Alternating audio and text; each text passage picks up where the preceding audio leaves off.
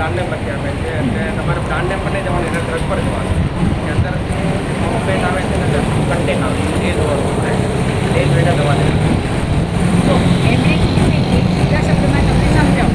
તમે કોઈ ડૉક્ટર પાસે જાઓ, બરાબર, ડૉક્ટર તમને એમ લખી આપે કે આ દવા લઈને આવવાની.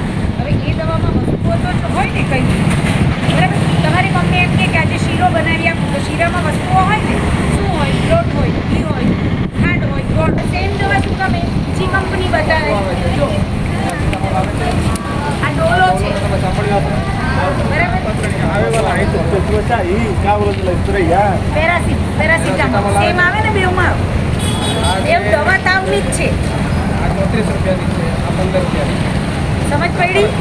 બેવની અસર સેમ જ થાય. આ બધે મળી જશે, આ અહીંયા જ છે. ઓકે, એટલે હવે કોઈ પણ ઘરમાં પણ આજુબાજુમાં પણ કોઈ બીમાર હોય તો આપણે શું કરવાનું? તો એમનું એ પ્રિસ્ક્રિપ્શન ડૉક્ટર લખી આપે ને, પહેલાં અહીંયા અંકલને પૂછી જવાનું કે તમારી પાસે આવી દવા છે, નામ પર નહીં જવાનું.